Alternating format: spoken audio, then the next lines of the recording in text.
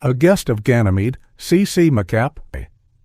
His employer had paid enormously to have the small ship camouflaged as a chunk of asteroid belt rock, and Gil Murdoch had successfully maneuvered it past the quarantine. Now it lay snugly melted into the ice, and if above them enough water had boiled into space to leave a scar, that was nothing unique on Ganymede's battered surface. In any case, the Terran patrols weren't likely to come in close. Murdoch applied heat forward and moved the ship gingerly ahead. "What are you doing now?" Waverill demanded. Murdoch glanced at the blind man. "Trying to find a clear spot, sir, so I can see into the place." "What for? Why don't you just contact them?" "Just being careful, sir. After all, we don't know much about them." Murdoch kept the annoyance out of his voice. He had his own reasons for wanting a preliminary look at the place, though the aliens had undoubtedly picked them up thousands of miles out and knew exactly where they were now. Something solid, possibly a rock embedded in the ice, bumped along the hull. Murdoch stopped the ship, then moved on more slowly. The view screens brightened. He stopped the drive, then turned off the heat forward. Water, milky with vapor bubbles, swirled around them, gradually clearing. In a few minutes, it froze solid again, and he could see. They were not more than 10 feet from the clear area carved out of the ice. Murdoch had the viewpoint of a fish in murky water, looking into an immersed glass jar. The place was apparently a perfect cylinder, walled by a force field or whatever held back the ice. He could see the dark translucency of the opposite wall, about 50 yards away, and extending down 80 or 90 feet from the surface. He'd only lowered the ship a third that far, so that from here he looked down upon the plain one-story building and the neat lawns and hedges around it. The building and greenery occupied only one half of the area, the half near Murdoch being paved entirely with gravel and unplanted. That, he presumed, was where they'd land. The building was fitted to the shape of its half-circle and occupied most of it, like a half-cake set in a round box with a little space around it.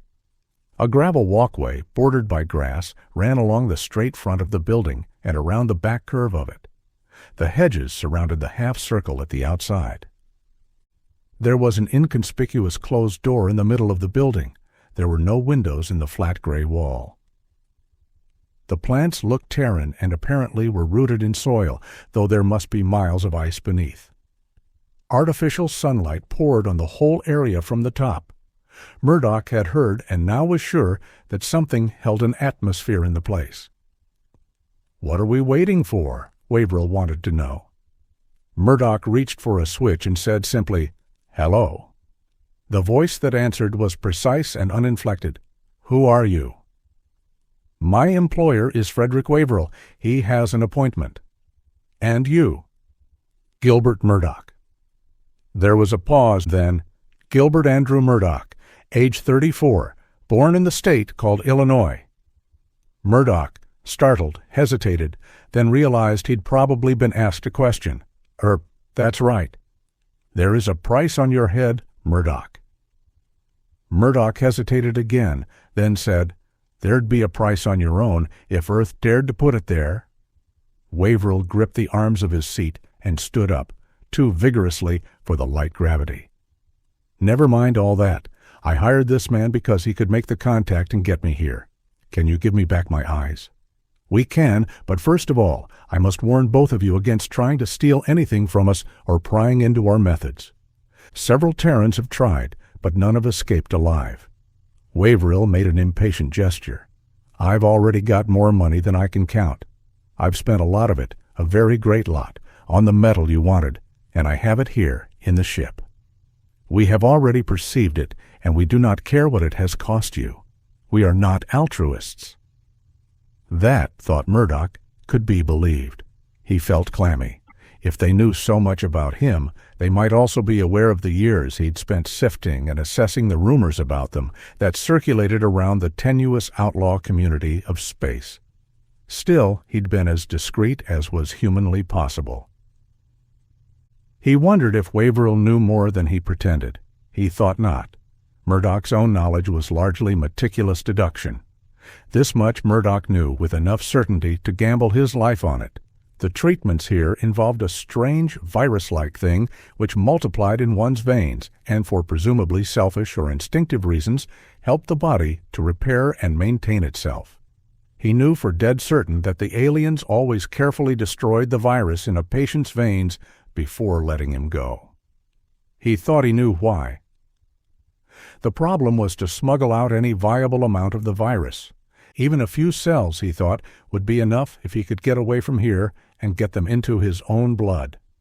For it would multiply, and what would be the going price for a drop of one's blood, for 1,000th of a drop, if it carried virtual immortality? A man could very nearly buy Earth. The voice was speaking again. "Move straight ahead. The field will be open for you." Murdoch got the ship moving. He was blanked out again by the melting ice until they popped free into air, with an odd hesitation and then a rush. The ship was borne clear on some sort of a beam. He could hear water cascading outside the hull for a second, then it was quiet. He glanced at the aft viewer and could see the tunnel where they'd come out, with a little water still in the bottom, confined by the force field again. The water that had escaped was running off along a ditch that circled the clearing. They were lowered slowly to the graveled area. "Leave the ship," the voice directed, "and walk to the doorway you see." Murdoch helped Waverill through the inner and outer hatches and led him toward the building. His information was that a force barrier sliced off this half of the circle from the other, and he could see that the hedges along the diameter pressed against some invisible planed surface. He hesitated as they came to it, and the voice said, "Walk straight ahead to the door. The field will be open for you." He guided Waverill in the right direction. As they passed the midpoint, he felt an odd reluctance, a tingle, and a slight resistance. Waverill grunted at it, but said nothing. The door slid open, and they were in a plain room with doors at the left and right. The outer door closed behind them. The door on the right opened, and Murdoch took Waverill through it. They were in a second room of the same size, bare, except for a bench along one wall. The voice said, "Remove your clothing and pile it on the floor." Waverill complied without protest, and after a second, Murdoch did too. "Step back," the voice said. They did. The clothing dropped through the floor sluggishly in the light gravity. Murdoch grunted. There were weapons built into his clothes, and he felt uneasy without them. At the end of the room, away from the middle of the building, was another door, like the one they'd come through. It opened, and a robot walked in. It was humanoid in shape, flesh-colored, but without animal details. The head had several features other than the eyes, but none of them was nose, mouth, or ears. It stood looking at them for a minute, then said in the familiar voice, "Do not be alarmed if you feel something now." There was a tingling, then a warmth, then a vibration, and some other sensations not easy to classify. Murdoch couldn't tell whether they came from the robot or not. It was obvious, though, that the robot was scanning them. He resisted an urge to move his hands more behind him. He'd been well satisfied with the delicate surgery, but now he imagined it awkward and obvious. The robot didn't seem to notice anything. After a minute, the robot said, "Through the door where I entered, you will find a bedroom and a bath and a place to cook. It is best you retire now and rest." Murdoch offered his arm to Waverill, who grumbled a little but came along. The voice went on, seeming now to come from the ceiling. "Treatment will begin tomorrow. During convalescence, Murdoch will care for Waverill. Sight will be restored within 4 days, and you will be here 1 day after that. Then you may return to your ship. You will be protected from each other while you are here. If you keep your bargain, you will be of no concern to us after you leave." Murdoch watched Waverill's face, but it showed nothing. He was sure the billionaire already had arrangements to shut him up permanently as soon as he was no longer needed, and he didn't intend, of course, to let those arrangements work out. 2. It developed that when the robot spoke of days, it meant a 24-hour cycle of light and dark, with temperatures to suit. Under other circumstances, the place would have been comfortable. The pantry was stocked with Earthside food that didn't help Murdoch's confidence any, since it was further evidence of the aliens' contacts with men. He cooked eggs and bacon, helped Waverill eat, then washed up the dishes. He felt uneasy without his clothes, the more because the weapons in them, through years of habit, were almost part of himself. He thought, "I'm getting too jumpy too soon. My nerves have to last a long time yet."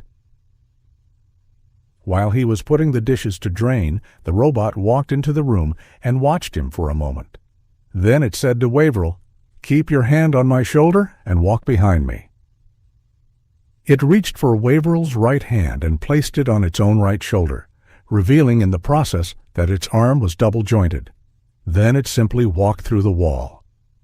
The blind man, without flinching, and perhaps without being aware, passed through the seemingly firm substance. When they were gone, Murdoch went quickly to the wall and passed his hands over it. Solid. The voice came from the ceiling. "You cannot penetrate the walls except when told to. Any place you can reach in this half of the grounds is open to you. The half where your ship is will remain cut off. You may amuse yourself as you wish so long as you do not willfully damage anything. We have gone to great effort to make this place comfortable for Terrans. Do not impair it for those who may come later." Murdoch smiled inwardly.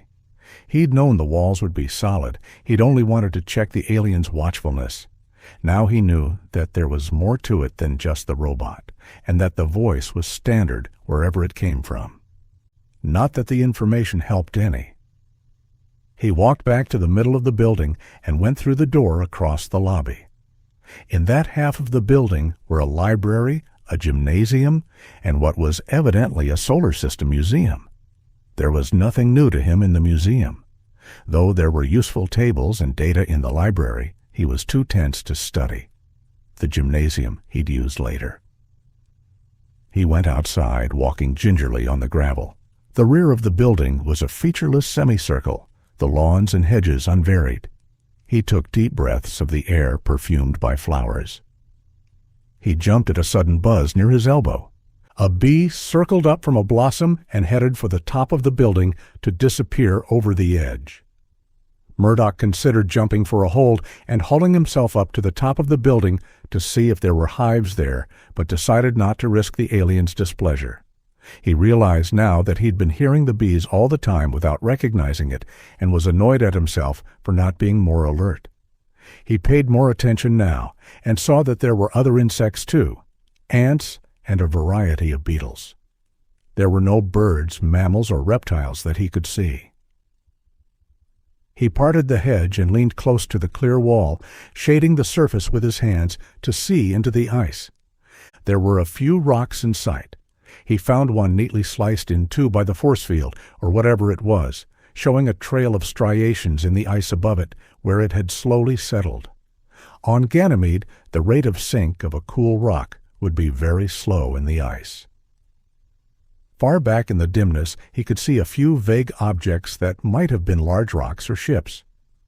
There were some other things with vaguely suggestive shapes, like long eroded artifacts. Nothing that couldn't have been the normal fall-in from space. He went to the front of the building again and stood for a while, looking at the graveled other half of the place. He couldn't see any insects there, and not a blade of grass. He approached the barrier and leaned against it to see how it felt. It was rigid but didn't feel glass-hard. Rather, it had a very slight surface softness, so he could press a fingernail in a fraction of a millimeter. He remembered that on Earth, bees would blunder into a glass pane and looked around to see if they hit the barrier. They didn't. An inch or so from it, they turned in the air and avoided it. Neither could he see any insects crawling on the invisible surface. He pressed his face closer and noticed again the odd reluctance he'd felt when crossing on the way in. At ground level, a dark line, not more than 1/4 of an inch thick, marked where the barrier split the soil. Gravel heaped up against it on both sides. He looked again toward the ship. If things went according to plan, the ship's proximity alarm would go off sometime within the next 2 days.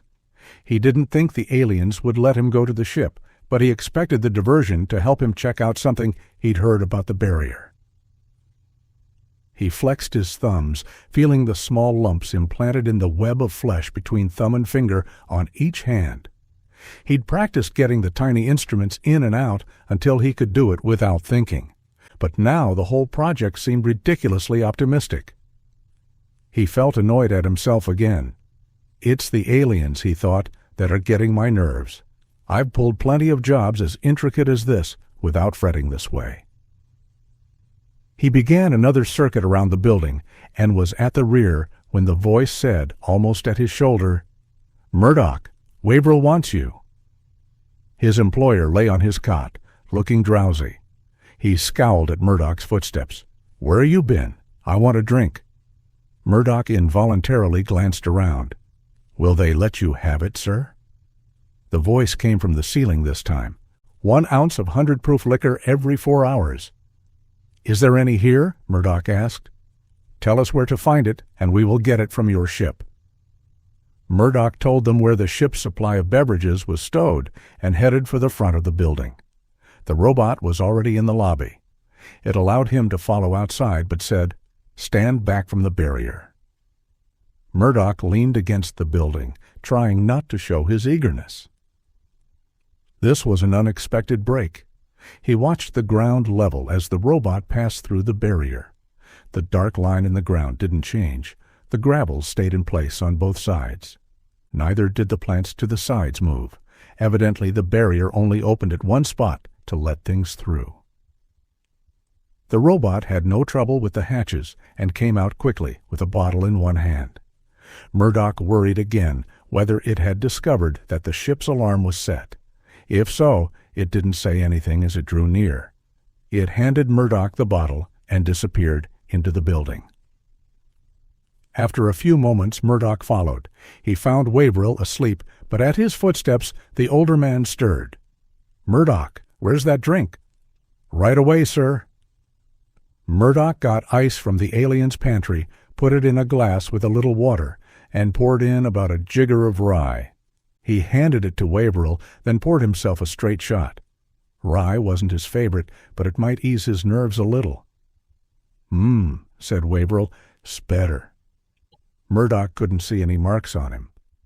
"Did they stick any needles into you, sir? I'm not paying you to be nosy." "Of course not, sir. I only wanted to know so I wouldn't touch you in a sore spot." "There are no sore spots," Waverill said. "I want to sleep a couple of hours, so go away. Then I'll want a steak and a baked potato." "Surely, sir." Murdoch went outside again and toured the grounds without seeing anything new. He went to the barrier and stared at the ship for a while. Then, to work off tension, he went into the gymnasium and took a workout. He had a shower, looked in on Waverill, and found him still asleep, then went back to the library. The books and tapes were all Terran, with no clues about the aliens. The museum was no more helpful. It was a relief when he heard Waverill calling. There were steaks in the larder, and potatoes. Waverill grumbled at the wait while Murdoch cooked. The older man still acted a little drowsy, but had a good appetite. After eating, he wanted to rest again. Murdoch wandered some more, then forced himself to sit down in the library and pretend to study. He went over his plans again and again. They were tenuous enough. He had to get a drop of Waverill's blood sometime within the next day or two and get it past the barrier. Then he had to get it into the ship and, once away from Ganymede, inoculate himself. The problem of Waverill didn't worry him. The drowsiness would have to be coped with. But based on the timetable Waverill's symptoms would give him, he should be able to set up a flight plan which would allow him to nap. The time dragged agonizingly. He had 2 more drinks during the afternoon, took another workout, and a couple of turns around the building, and finally saw the sun lamps dimming. After that, there was a time of lying on his bunk, trying to force himself to relax. Finally, he did sleep. 3. He was awake again with the first light, got up and wandered restlessly into the pantry. In a few minutes, he heard Waverill stirring. "Murdoch!" came the older man's voice. Murdoch went to him. "Yes, sir. I was just going to get breakfast." "I can see the light." That's wonderful, sir." "I can see the light. Damn it, where are you? Take me outside." "It's no brighter out there, sir." Murdoch was dismayed. He'd counted on another day before Waverill's sight began to return, with a chance to arrange a broken drinking glass, a knife in Waverill's way, something to bring blood in an apparent accident. Now? "Take me outside." "Yes, sir." Murdoch, his mind spinning, guided the older man. The door slid open for them, and Waverill crowded through. As he stepped on the gravel with his bare feet, he said, "Ouch! Damn it!" "Step lightly, sir, and it won't hurt." Murdoch had a sudden wild hope that Waverill would cut his feet on a sharp pebble. But there were no sharp pebbles. They were all rounded, and the light gravity made it even more unlikely. Waverill raised his head and swung it to the side. "I can see spots of light up there." "The sun lamps, sir. They're getting brighter." "I can see where they are." The older man's voice was shaky. He looked toward Murdoch. "I can't see you, though." "It'll come back gradually, sir. Why don't you have breakfast now?" Waverill told him what to do with breakfast. "I want to stay out here. How bright is it now? Is it like full daylight yet?" "No, sir. It'll be a while yet. You'll be able to feel it on your skin." Murdoch was clammy with the fear that the other's sight would improve too fast. He looked around for some sharp corner, some twig he could maneuver the man into. He didn't see anything. "What's that sweet smell?" Waverill wanted to know. "Flowers, sir. There's a blossoming hedge around the walkways." "I'll be able to see flowers again. The older man caught himself as if ashamed. "Tell me what this place looks like." Murdoch described the grounds, meanwhile guiding Waverill slowly around the curved path. "Somewhere," he thought, "there'll be something sharp I can bump him into." He had a wild thought of running the man into a wall, but a bloody nose would be too obvious.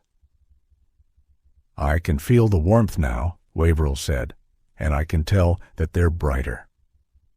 He was swiveling his head and squinting, experimenting with his new traces of vision.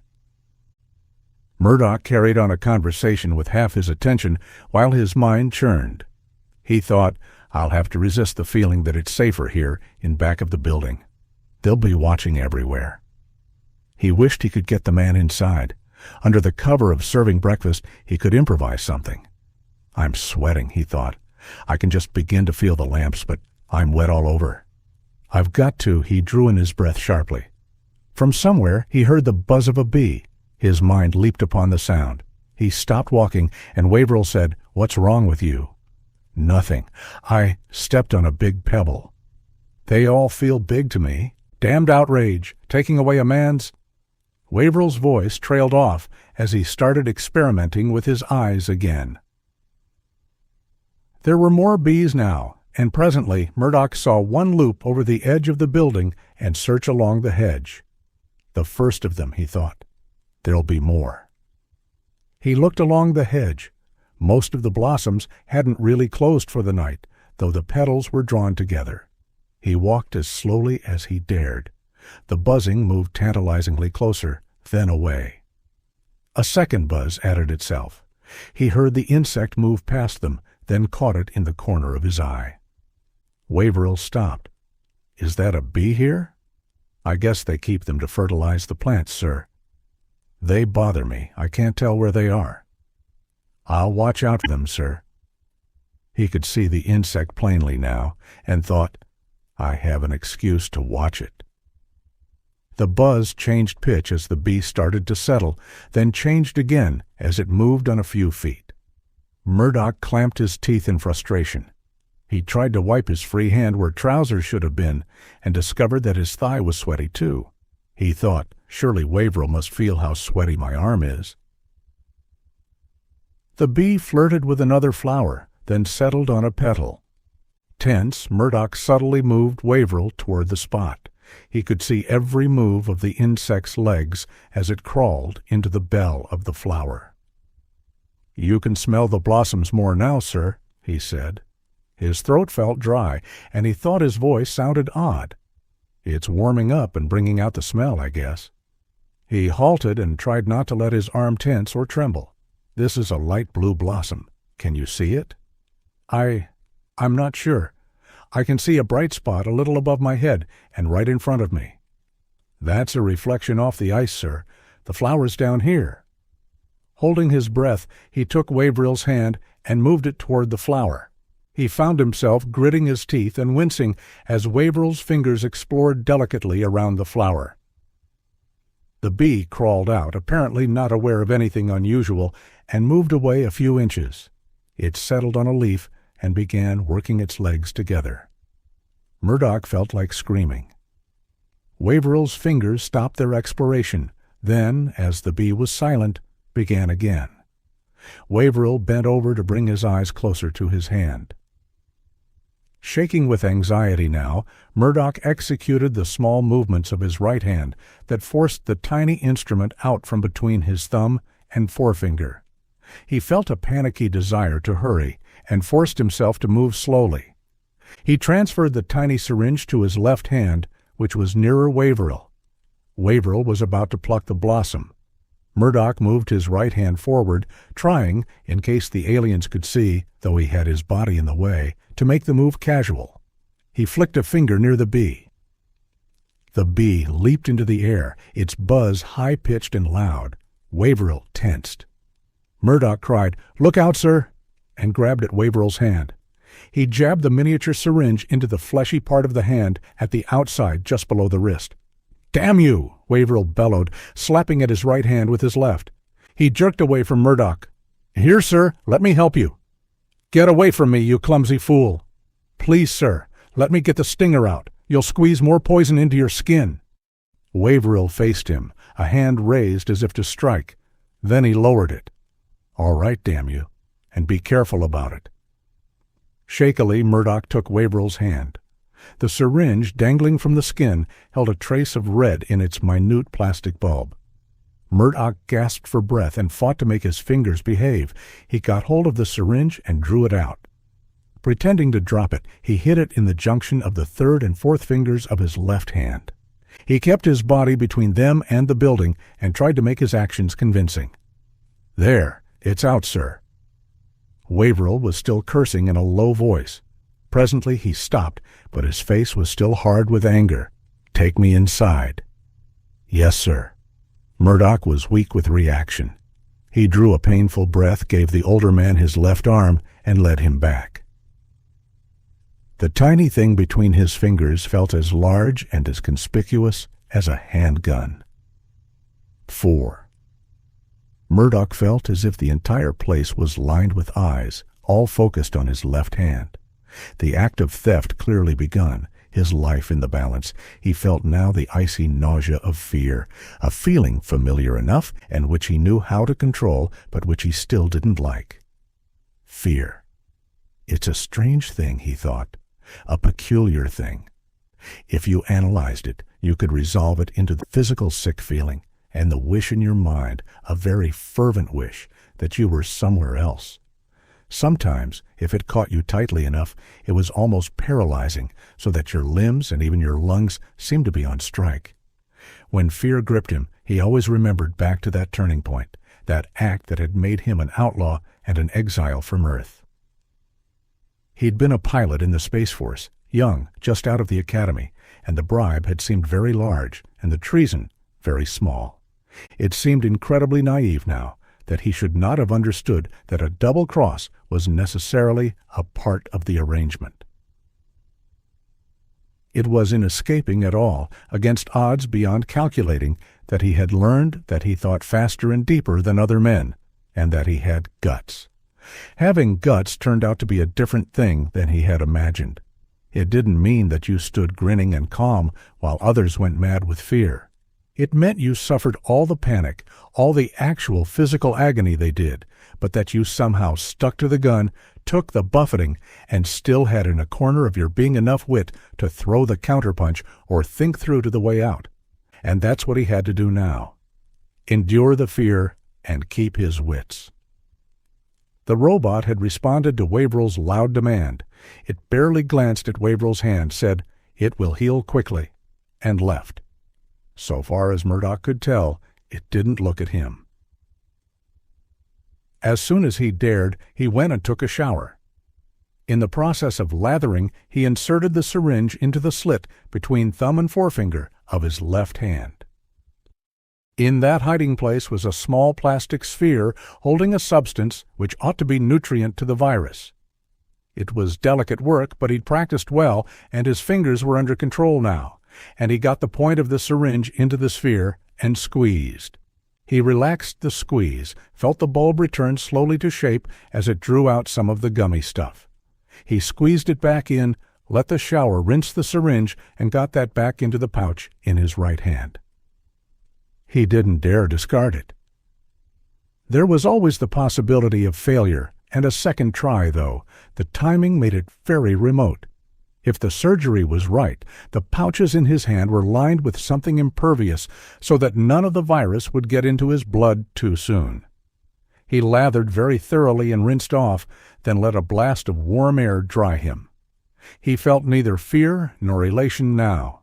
Rather, there was a letdown and a weary apprehension at the trials ahead. The next big step was to get the small sphere past the barrier ahead of the time of leaving. He was pretty sure that he couldn't smuggle it out on his person. The alien's final examination and sterilization would prevent that. Now there came the agony of waiting for the next step. He hadn't been able to rig things tightly enough to predict within several hours when it would come. It might be in 1 hour or in 10. A derelict was drifting in. He'd arranged that, but it might be late or it might be intercepted. He prepared a meal for Waverill and himself, sweated out the interval, and cooked another. He wandered from library to gymnasium to out of doors and fought endlessly the desire to stand at the barrier and stare at the ship. The robot examined Waverill and revealed only that things were going well. Waverill spent most of his time bringing objects before his eyes, squinting and twisting his face, swallowed up in the ecstasy of his slowly returning vision. When darkness came, the older man slept. Murdoch lay twisting on his own couch or dozed fitfully, beset with twisted dreams. When the ship's alarm went off, he didn't know at first whether it was real or another of the dreams. His mind was sluggish and clearing, and when he sat up he could hear sounds at the front of the building. Suddenly, in a fright that he would be too late, he jumped up and ran that way. The robot was already out of the building. It turned toward him with a suggestion of haste. "What is this?" Murdoch tried to act startled. "The ship's alarm! There's something headed in, maybe Earth Patrol." "Why did you leave the alarm on?" I guess I forgot in the excitement." That was dangerous stupidity. "How is the alarm powered?" "It's self-powered. Rechargeable batteries." "You are fortunate that it is only a dead hull drifting by. Otherwise we would have to dispose of you at once. Stay here. I will shut it off." Murdoch pretended to protest mildly, then stood watching the robot go. His hands were moving in what he hoped looked like a gesture of futility. He got the plastic sphere out of its hiding place and thumbed it like a marble. He held his breath. The robot crossed the barrier. Murdoch flipped the sphere after it. He saw it arc across the line and bound once, then he lost it in the gravel. In the dim light from Jupiter, low on the horizon, he could not find it again. Desperately, he memorized the place in relation to the hedge. When he and Waverill left, there would be scant time to look for it. The robot didn't take long to solve the ship's hatches, go in through the lock, and locate the alarm. The siren chopped off in mid-scream. The robot came back out and started toward him. Involuntarily, he backed up against the building, wondering what the robot, or its masters, might deduce with alien senses, and whether swift punishment might strike him the next instant. But the robot passed him silently and disappeared indoors. After a while he followed it inside, lay down on his couch, and resumed the fitful wait. The next morning, Waverill's eyes followed him as he fixed breakfast. There was life in them now, and purpose. The man looked younger, more vigorous, too. Murdoch, trying not to sound nervous, asked, "Can you see more now, sir?" "A little. Sit me so the light falls on my plate." Murdoch watched the other's attempts to eat by sight rather than feel, adding mentally to his own timetable of the older man's recovery. Apparently, Waverill could see his plate, but no details of the food on it. There was no more drowsiness, though. The movements were deft, except that they didn't yet correlate with the eyes. The eyes seemed to have a little trouble matching up, too, sometimes. No doubt it would take a while to restore the reflexes lost over the years. Waverill walked the grounds alone in mid-morning. Murdoch, following far enough behind not to draw a rebuff, took the opportunity to spot his small treasure in the gravel beyond the barrier. Once found, it was dismayingly visible. But there was nothing he could do now. He was sweating again, and hoped with a sort of half-prayer to fortune that his nerves wouldn't start to shatter once more. He made lunch, then set himself the job of waiting out the afternoon. Ages later, he cooked dinner. He managed to eat most of his steak, envying Waverill the wolfish appetite that made quick work of the meal. The long night somehow wore through, and he embraced eagerly the small respite of breakfast. He felt unreal when the alien voice said, "Do not bother to wash the dishes. Lie down on your bunks for your final examination. When you awake, you may leave." The fear spread through him again as he moved slowly to his couch. He thought, "If they've caught me, this is when they'll kill me." He was afraid, no doubt of that. All the old symptoms were there. But oddly, there was a trace of perverse comfort in the thought. Maybe I've lost. Maybe I'll just never wake up.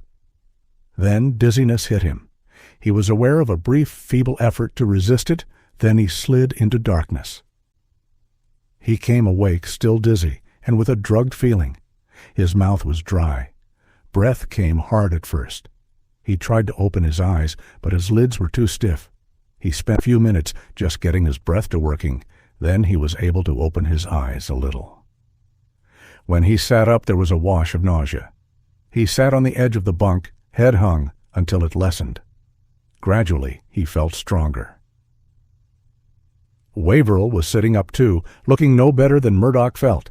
He seemed to recover faster, though. Murdoch thought, "He's actually healthier than I am now. I hope he hasn't become a Superman." The voice from the ceiling said, "Your clothes are in the next room. Dress and leave at once. The barriers will be opened for you." Murdoch got to his feet and headed for the other room. He paused to let Waverill go ahead, and noticed that Waverill had no trouble finding the door. The older man wasn't talking this morning, and the jubilation he must feel at seeing again was confined outwardly to a tight grin. They dressed quickly, Murdoch noting in the process that his clothes had been gone over carefully and all weapons removed. It didn't matter. But it did matter that he had to collect his prize on the way to the ship, and the sweaty anxiety was with him. As they went out the door, Waverill stopped and let his eyes sweep about the grounds. What a cool character he is, Murdoch thought. Not a word, not a sign of emotion. Waverill turned and started toward the ship. Murdoch let him get a step ahead. His own eyes were searching the gravel. For a moment he had the panicky notion that it was gone. Then he spotted it. He wouldn't have to alter his course to reach it.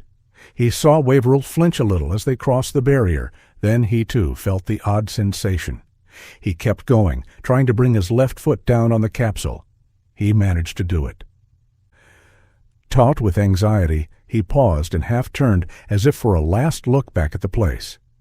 He could feel the sphere give a little, or maybe it was a pebble sinking into the ground. He twisted his foot.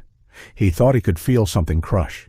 He hesitated in the agony of trying to decide whether to go on or to make more sure by dropping something and pretending to pick it up. He didn't have anything to drop. He thought, "I've got to go on or they'll suspect." He turned. Waverill had stopped and was looking back at him keenly. Murdoch gripped himself, kept his face straight, and went on. Waverill had to grope a little getting into the ship, as though his hand still didn't correlate with his eyes. But it was clear that he could see all right, even in the ship's dim interior. Murdoch said, "Your eyes seem to be completely well, sir." Waverill was playing it cool, too. "They don't match up very well yet, and I have to experiment to focus. It'll come back, though." He went casually to his seat and lowered himself into it. Murdoch got into the pilot's seat. "Better strap in, sir." He didn't have long to wonder how they'd be sent off. The ship lifted and simply passed through whatever served as a ceiling. There was no restraint when Murdoch turned on the gravs and took over. He moved off toward Ganymede's north pole, gaining altitude slowly, watching his screens, listening to the various hums and whines as the ship came alive. The radar would have to stay off until they were away from Ganymede, but the optical system showed nothing threatening. He moved farther from the satellite, keeping it between him and Jupiter. "Hold it here," Waverill said. Letting the ship move ahead on automatic, Murdoch turned in pretended surprise. "What?" Waverill had a heat gun trained steadily on him. "I'll give you the course." Murdoch casually reached down beside the pilot's chair. A compartment opened under his fingers, and he lifted a gun of his own. Waverill's mouth went tight as he squeezed the trigger. Nothing happened. Waverill glanced at the weapon. Rage moved across his face. He hoisted the gun as if to throw it, then stopped as Murdoch lifted his own gun a little higher. "You got to them," Waverill said flatly. "The ones that did the remodeling job on this crate and hid that gun for you? Of course. Did you think you were playing with an idiot?" "I could have sworn they were beyond reach." "I reached them." Murdoch got unstrapped and stood up. He had the ship's acceleration just as he wanted it. "And naturally, I went over the ship while you were blind. Get into your suit now, Waverill." "Why?" "I'm giving you a better break than you are going to give me. I'm putting you where the patrol will pick you up." "You won't make it, you son of a bitch. I've got some cards left. I know where you plan to rendezvous. By the time you buy your way out of jail, I'll be out of your reach." "You never will. Talk hard enough, and I may decide to kill you right now." Waverill studied his face for a moment, then slowly got to his feet. He went to the suit locker, got out his suit, and squirmed into it. Murdoch grinned as he saw the disappointment on the other's face. The weapons were gone from the suit, too. He said, "Zip up and get the helmet on and get into the lock." Waverill, face contorted with hate, complied slowly. Murdoch secured the inner hatch behind the man, then got on the ship's intercom. "Now, Waverill, you'll notice it's too far for a jump back to Ganymede. I'm going to spend about 40 minutes getting into an orbit that'll give you a good chance. When I say shove off, you can either do it or stay where you are. If you stay, we'll be headed a different direction, and I'll have to kill you for my own safety." He left the circuit open and activated a spy cell so he could see into the lock. Waverill was leaning against the inner hatch, conserving what heat he could. V. Murdoch set up a quick flight program, waited a minute to get farther from Ganymede and the aliens, then turned on a radar search and set the alarm. He unzipped his left shoe, got it off, and stood staring at it for a moment, almost afraid to turn it over. Then he turned it slowly. There was a sticky spot on the sole. The muscles around his middle got so taut they ached. He hurried to the ship's med cabinet, chose a certain package of bandages, and tore it open with unsteady fingers. There was a small vial hidden there. He unstoppered it and poured the contents onto the shoe sole. He let it soak while he checked the pilot panel, then hurried back. With a probe, he mulled the liquid around on the shoe sole and waited a minute longer. Then he scraped all he could back into the vial and looked at it. There were a few bits of shoe sole in it, but none big enough to worry him. He got out a hypodermic and drew some of the fluid into it. The needle plugged.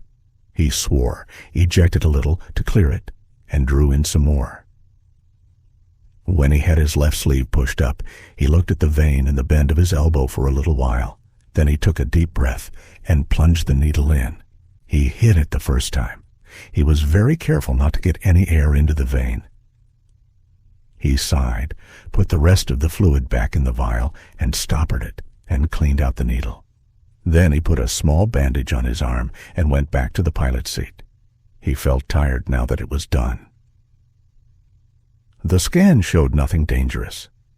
Waverill hadn't moved. Murdoch opened his mouth to speak to him, then decided not to. He flexed his arm and found it barely sore, then went over his flight program again. He made a small adjustment. The acceleration was just over 1G, and it made him a little dizzy. He wondered if he could risk a drink. It hadn't hurt Waverill. He went to the small sink and cabinet that served as a galley, poured out a stiff shot into a glass, and mixed it with condensed milk. He took it back to the pilot's seat, not bothering with the freefall cap, and drank it slowly. It was nearly time to unload Waverill.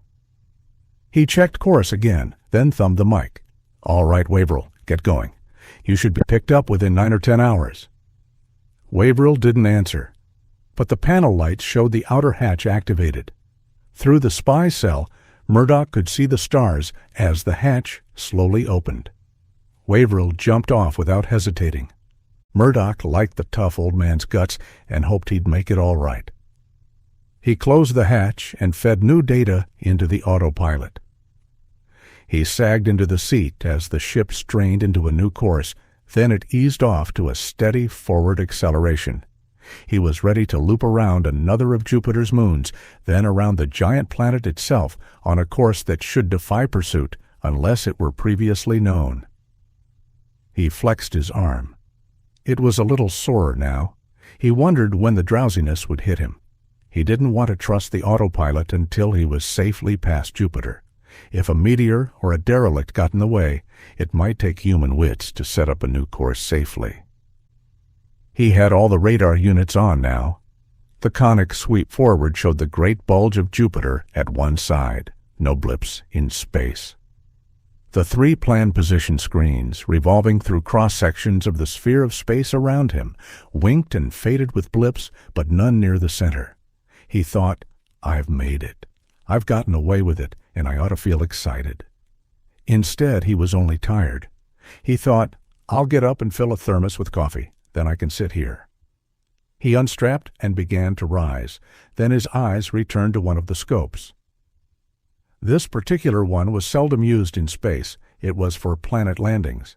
It scanned ahead in a narrow horizontal band, like a sea vessel's surface sweep. He'd planned only to use it as he transited Jupiter, to cut his course in near to the atmosphere, and it was only habit that had made him glance at it. The bright green line showed no peaks, but at the middle and for a little way to each side it was very slightly uneven. He thought, "It's just something the system, out of adjustment." He looked at the forward sweep.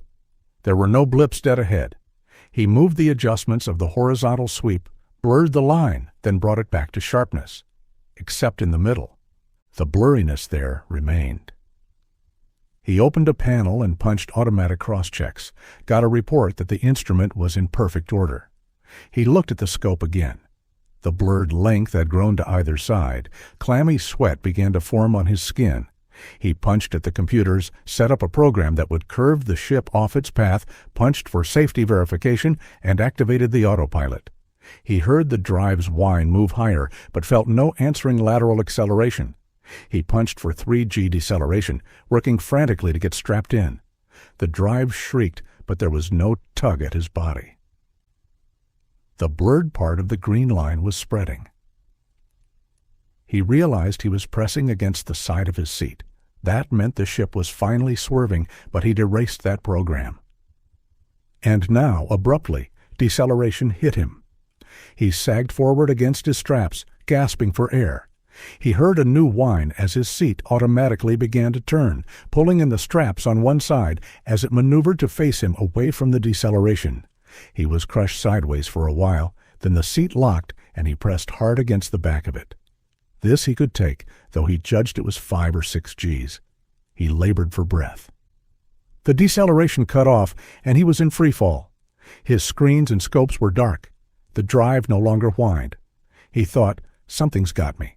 Something that can hide from radar and control a ship from a distance like a fish on the end of a spear. He tore at the straps, got free, and leaped for the suit locker. He dressed in frantic haste, cycled the airlock, and found himself on the surface of a planet. He had been returned to Ganymede.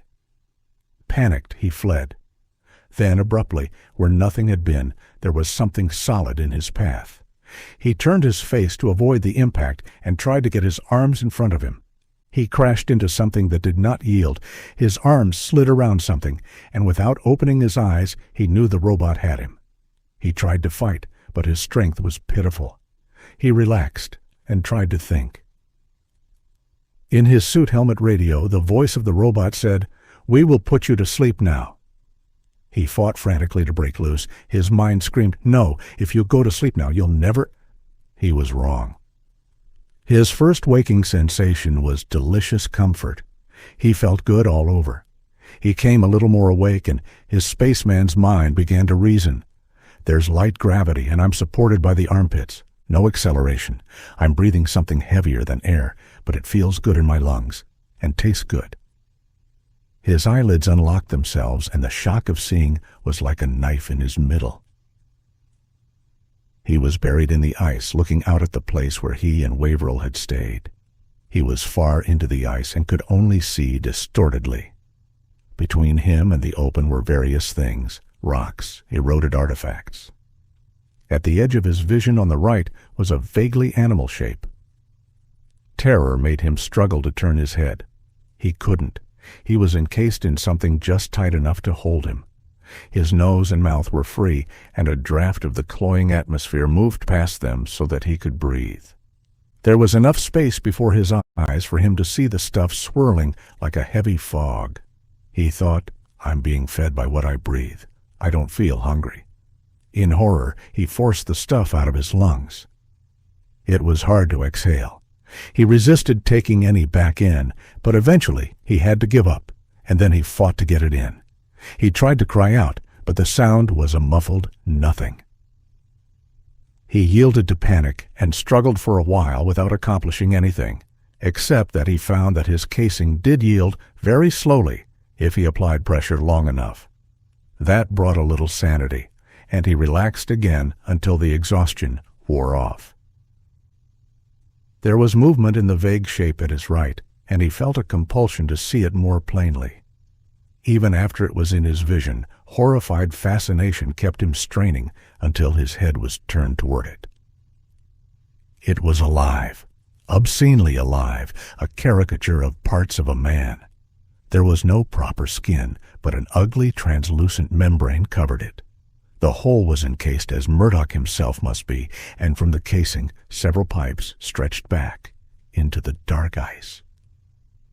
The legs were entirely gone, and only stubs of arms remained, sufficient for the thing to hang from in its casing. Bloated lungs pulsed slowly, breathing in and out a misty something like what Murdoch breathed.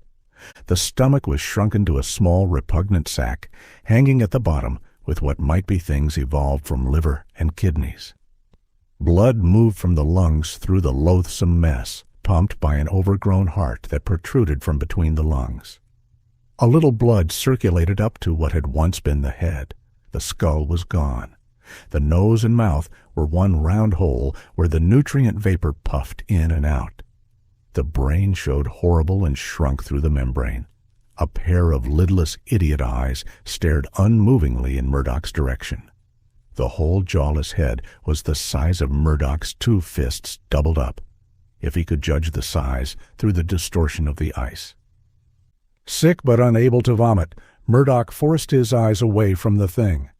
Now the alien spoke to him from somewhere. "Pretty, isn't he, Murdoch?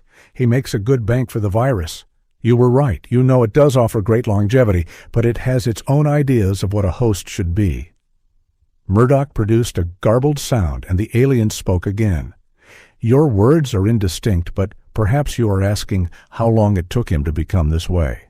He was one of our first visitors, the very first who tried to steal from us. His plan was not as clever as your own, which we found diverting, though, of course, You had no chance against our science, which is beyond your understanding." And in an answer to his moan, they said, "Do not be unphilosophical, Murdoch. You will find many thoughts to occupy your time." "I'll go mad," he thought. "That's the way out." But he doubted that even the escape of madness would be allowed. The end of the story. Like, comment and subscribe to support the channel.